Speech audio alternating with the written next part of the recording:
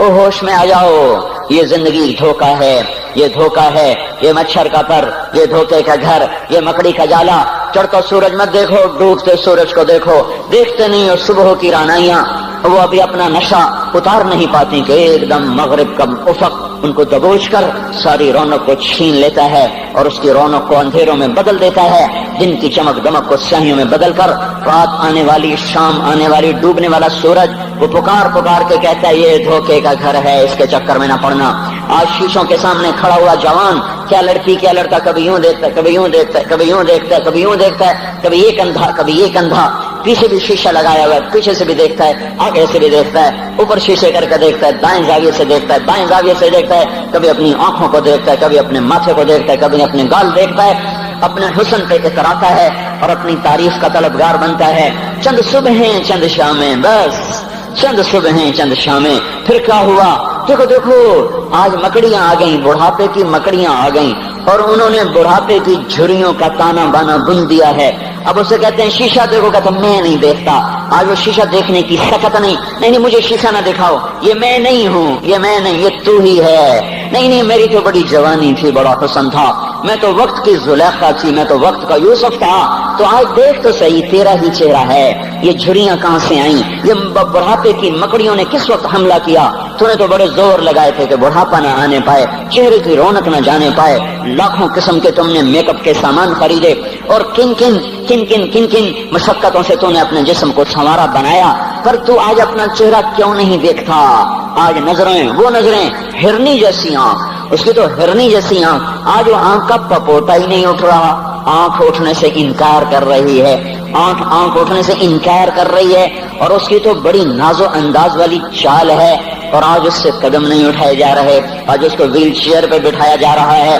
वो मुझे नसरुल्लाह भट्ट मिला, पहले फिल्मों में काम करता था, अब तो माशाल्लाह 3 चेहरे लगे, बड़ी दाढ़ी। तो ये उस जमाने में, हमारे जमाने में फिल्मों में काम करता था, तो कहने लगा मैं 3 मन की बोरी को यूं उठा के फेंक देता, 2 उंगलियों में पकड़ के यूं उठा के फेंक देता था, आज मुझसे खुद जमीन से ऊपर उठा नहीं जा रहा है। हाँ ये मेरे भाइयों, आने वाली सुबह और शामें वो अपने चेहरे हमें ओपरे नजर आते, नहीं मैं नहीं, तू ही है। मेरी जवानी कहाँ गई, उसे दुनिया खा गई, मेरी रौनकें कहाँ गई, उसे दुनिया ले गई, मेरा हुस्न कहाँ चला गया, वो शाम के साथ ढल गया, मेरी जवानी कहाँ चली गई, वो ढल गई रात के साथ, शाम के साथ। यहाँ का हर फूल खिलने नहीं पाता कि वो मुरझा जाता है, बाहर आने नहीं पाती कि खिजा के थपेड़े से धक्का देकर दरख्तों को नंगा कर देते हैं, मुस्कुराहटें आ नहीं पाती कि आंसुओं की रिमझिम बरसात शुरू हो जाती है, खुशियां आंगन में कदम पहले रखती हैं और गम आकर उसको धक्का देके वो जाके फेंकते हैं। उनका आना बाद में होता है, गम पहले से आकर एक मार के उठा के वो फेंकता है। कहीं शादियों के नगमे न सुना करो, जाओ रोने वालियों के नौहे सुनो, नाचने वालियों के गाने न सुनो, बैन करने वालियां उन माओं के बैन सुनो जिनके जवान लाल उनकी आंखों के सामने मैयत बन के पड़े होते हैं, उन औरतों के नौहे सुनो जिनके जवान खामिन उनके सामने छोटे छोटे बच्चे छोड़ के जाकर कब्र का सफर शुरू कर रहे होते हैं, उन बापों के जाकर उनकी गम गई दास्तानें सुनो मेरे भाइयों, जिनके जो खुद कहते थे या अल्लाह मुझे मौत दे दे, वो बैठा सिसक रहा है और जवान बच्चा कंधों पे उठाकर वो जनाज़ा कब्र में ले जाया जा रहा है। यहाँ के राग न सुनना, धोखा खा जाओगे, यहाँ के होटलों में न जाना, वो सब धोखा फरेब है, मुस्कुराहटें धोखा हैं, और यहाँ के होटल वो ईमान को बर्बाद करने के अड्डे हैं, वहां न जाना, वहां हर चीज मसनूई है। लौट के कब्रिस्तान जाना, शिकस्ता कब्रें, वीरान कब्रिस्तान, टूटी हुई कब्रें, उखड़ी हुई कब्रें और झुकी हुई कब्रें, वो सीधा कब्रें, धंसी हुई कब्रें, हाय हाय एक कब्र कहेगी मैं भी कबो किसी का सर पर गुरूर था।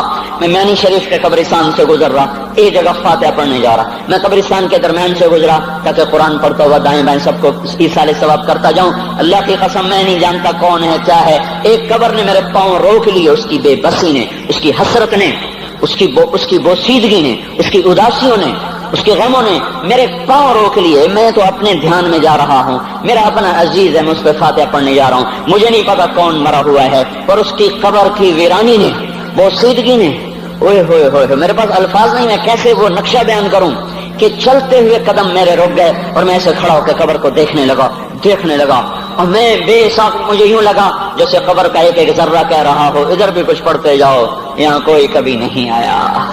ماؤں کو دفن کرنے کے بعد اولادیں بھول جایا کرتی ہیں، ماؤں کی گود میں برسوں کھیلنے کے بعد پھر یاد میں نہیں رہتا کوئی ماں تھی، باپ کے کندھے پر برسوں سواری کرنے کے بعد یاد نہیں رہتا کوئی ہمارے لیے گھر بنا گیا تھا، زمینیں چھوڑ گیا تھا، جائیدادیں چھوڑ گیا تھا۔ وہ ایک محرم میں چلے جاتے ہیں، اگر یہ رسم نہ ہوتی تو شاید کوئی قبروں پہ بھی نہ جاتا۔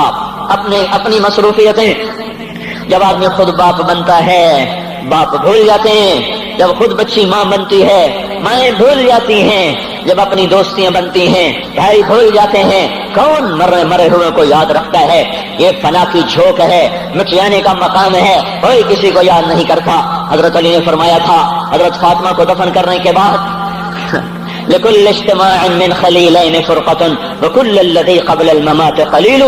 آج فاطمہ کو دفن کرنے کے بعد مجھ پر یہ بات کھل گئی ہے، کوئی کسی کا ساتھ نہیں دے سکتا، کوئی سدا سلامت نہیں رہ سکتے۔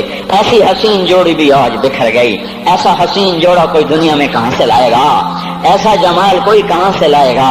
ایسی جوڑی کوئی کہاں سے لائے گا؟ علی اور فاطمہ کی جوڑی کوئی دکھائے تو صحیح، کوئی نبیوں کے بعد کوئی ایسی جوڑی بنی ہو، لیکن آج یہ جوڑی ٹوٹ گئی۔ 24 سال کی عمر میں فاطمہ جدائی دے گئی، 24 برس کی عمر میں جدائی دے کے جا رہی۔ ہاں لیکن بھائی ان کا تو مرنا بھی زندگی تھا۔ پانی کے لیے اپنی خادمہ سے فرمایا میرے غسل کا پانی رکھو، خادمہ نے پانی رکھا، خود غسل فرمایا، پھر اس کے بعد چارپائی کو درمیان میں رکھوایا اور کپڑے پہنے اور فرمایا علی اس وقت کہیں باہر نکلے تھے، فرمایا اب میں مر رہی ہوں، میرا غسل ہو چکا ہے، مجھے دوبارہ غسل نہ دینا، یہی میرا غسل ہے اور علی کو بتا دینا۔ اور وہ گئی۔ ہاں آپ نے کہا تھا حضرت فاطمہ سے میں جا رہا ہوں، وہ رونے لگی۔ پھر آپ نے پھر کان میں کہا نہیں تو غم نہ کر، سب سے پہلے تو ہی مجھ سے آ کے ملے گی۔ پھر وہ ہنسنے لگی۔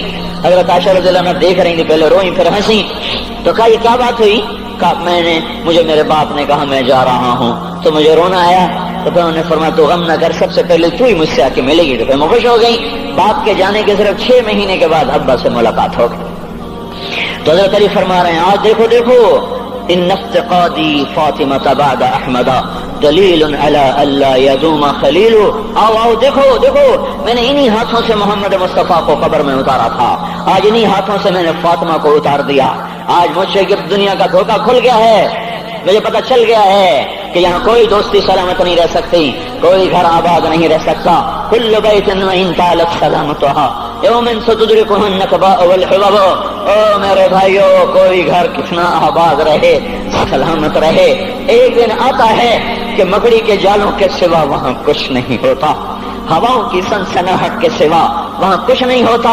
اللہ کا واسطہ دیتا ہوں فیصلہ آباد سے دھوکہ نہ کھاؤ، اس کے بازاروں سے دھوکہ نہ کھاؤ، ہوش میں آؤ، ہم غلط جا رہے ہیں۔ اور میرے بھائی اگر مر کے اللہ کے پاس جانا ہے تو اس زندگی سے واپس آؤ، میں اللہ کا اس کے رسول کا واسطہ دیتا ہوں۔ اگر مر کے کہیں اور چلے جانا ہے، اگر مر کے اللہ کے پاس نہیں جانا یا اللہ کے رسول کا سامنا نہیں ہے، جو مرضی کرو، پھر ہم بھی چھوڑیں، اب ہمیں بھی کچھ سمجھاؤ۔ ہم کیوں بول کے گلے کی ایک رگ میں درد اتار بیٹھے؟